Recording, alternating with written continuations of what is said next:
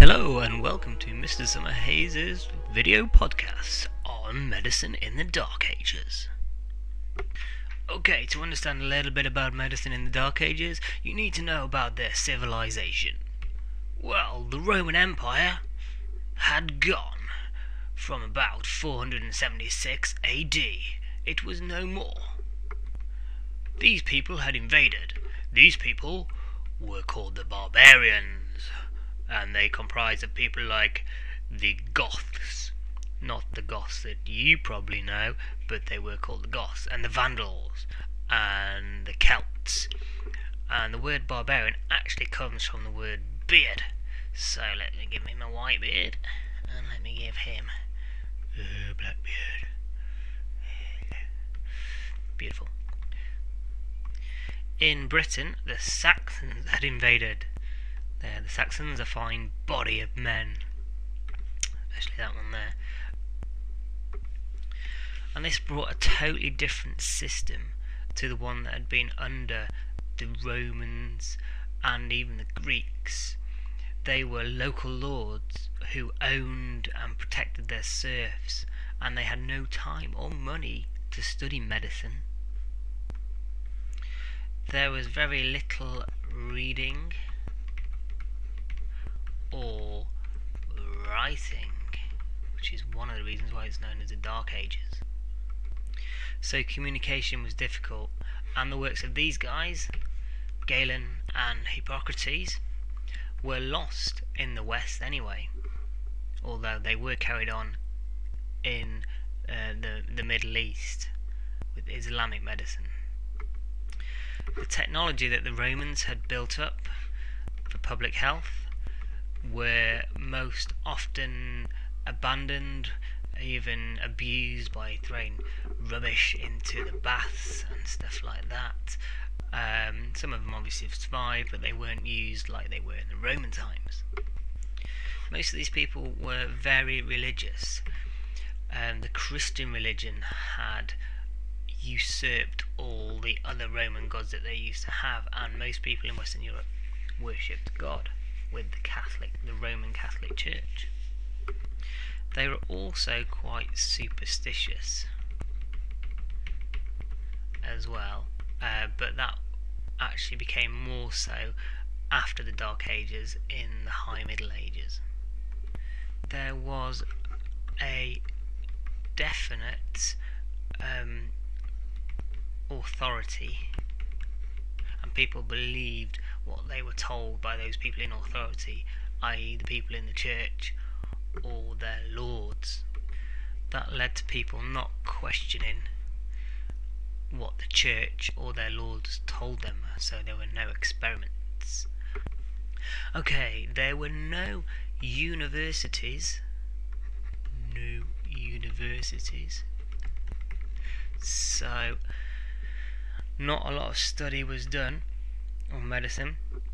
The church forbade dissection, usually, and therefore a lot of mistakes was made and not much progress was made at all. In fact, they went backwards from what the Romans knew about the body and disease.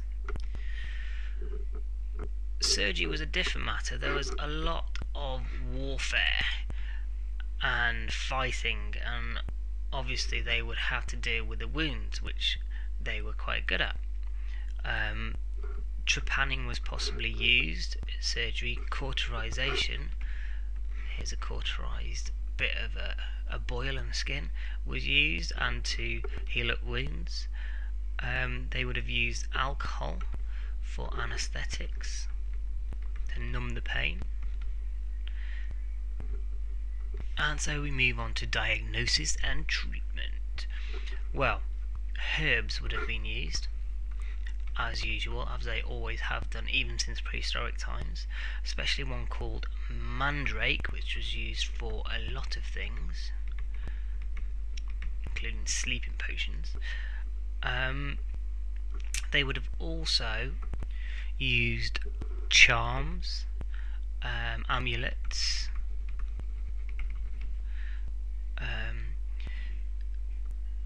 exorcism from priests, and they would have put a lot of faith in Christ and prayer, and blamed disease on God, so therefore tried to treat it by praying that it would go away. Monasteries would have herb gardens, and obviously the monasteries would be the place to go, the only place to go really, if you were ill. Unlike the Romans, the people in the Dark Ages didn't have any public health at all really. There would be rats and fleas. Let me draw a rat for you, see if I can still do it. Here's his tail, there you go. That's not bad. Okay, they had lots of rats and fleas running around. They may have had some idea of hygiene and health, and maybe not been totally ignorant about what made them ill and having baths, but they wouldn't have done much about it. There was certainly no government funded or led public health, because there wasn't much government, to be honest. Like I said, monasteries were the only place to go really to get well, and this guy here, St. Benedict, taught that care of the sick was important, and one of the most important things monks should do. Not really any doctors in the Dark Ages. Obviously the monks would be the closest, but they wouldn't have had much training in medicine other than herbs, and a lot of what they did know was wrong, i.e. exorcism and using the relics of saints, the bones of saints, to try and cure disease.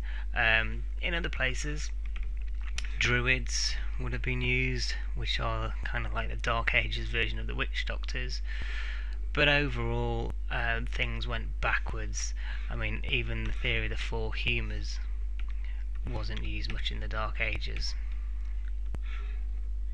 even though that was wrong. Okay, the different factors involved. Individuals, well, St. Benedict would probably be the only one. He had a big influence on it.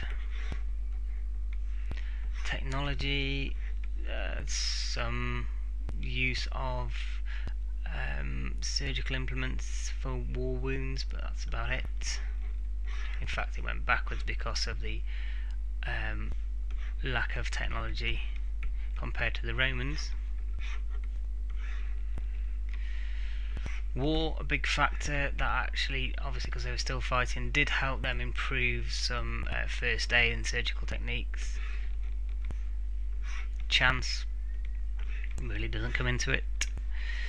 Religion, a huge impact on medicine, but again you could argue that as well as having the monasteries as places to cure the sick, it also held them back because they relied on superstition and prayer rather than actually looking for practical causes.